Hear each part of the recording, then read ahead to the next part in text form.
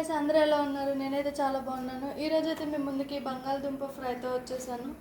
So ఆలు fry ఎలా చేసుకోవాలో చూసేద్దాం. స్టవ్ వెలిగించి ప్యాన్ అయితే పెట్టుకోండి. అలాగే ఆ ప్యాన్ హీట్ అయ్యే వరకు ఉండండి.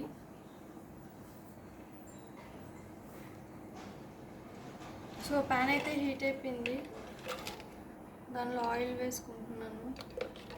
బంగాళదుంపలు వేగడానికి కొంచెం ఆయిల్ ఎక్కువే పడుతుంది, సో చూసి వేసుకోండి. సో చూసారు కదా, ఆయిల్ అయితే హీట్ అయిపోయింది. అందులో ముందుగా కట్ చేసి పెట్టుకున్న బంగాళదుంపలు వేసుకుంటాం.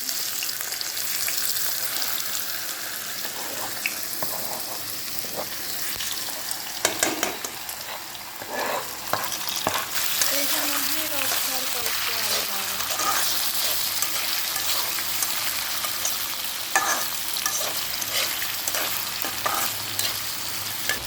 ఇలా ఒకసారి కలుపుకొని వదిలేయాలి. వీటిని హై ఫ్లేమ్లో వేయించుకోవాలి. సిమ్లో పెడితే మళ్ళీ అడిగంటి మొత్తం ముద్దలాగా అయిపోతుంది, సో బాగోదు. మధ్యలో ఇలా అయితే ఒకసారి కలుపుకుంటామండి.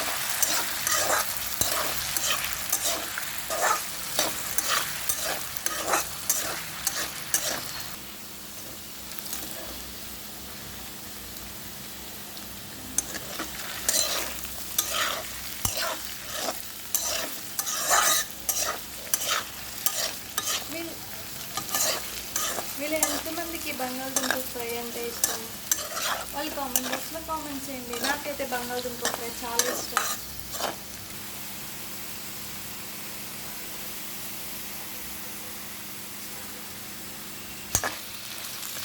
చూసారు కదా, ఇలా ఈ విధంగా వేగినాక ఇందులో కొంచెం సాల్ట్ వేసుకోవాలి. నేనైతే వన్ టేబుల్ స్పూన్ వేసుకున్నాను.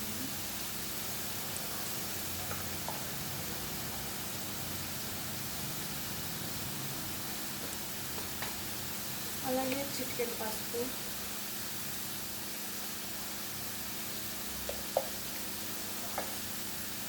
రెండు వేసుకున్నాక బాగా ఒకసారి కలుపుకోండి.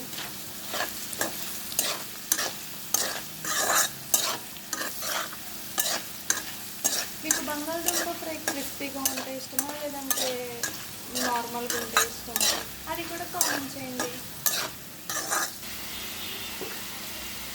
సో చూసారు కదా, బంగాళదుంపలు అయితే వేగిపోయి. సో చివరిలో కొంచెం కారం వేసుకోండి.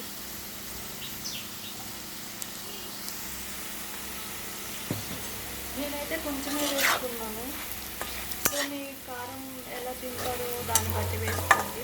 నేనైతే బంగాళదుంపని రసంలోకి చేసుకున్నాను కాబట్టి నేను కారం కూడా తక్కువ వేసుకున్నాను. సో నంచుకొని తినడానికి స్పైసీ ఎక్కువ అవసరం లేదు కాబట్టి.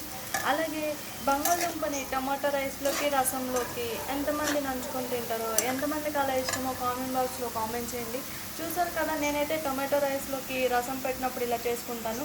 సో నేను ఇవాళ అయితే రసం పెట్టుకున్నాను. టొమాటో చారు, చింతపండు చారు అంటారు కదా, అట్లా అనమాట. సో ఆ రెసిపీ కావాలంటే కామెంట్ బాక్స్లో కామెంట్ చేయండి. మళ్ళీ నేను మీకు ఆ రసం ఎలా పెట్టుకోవాలో నేను చేసి చూపిస్తాను.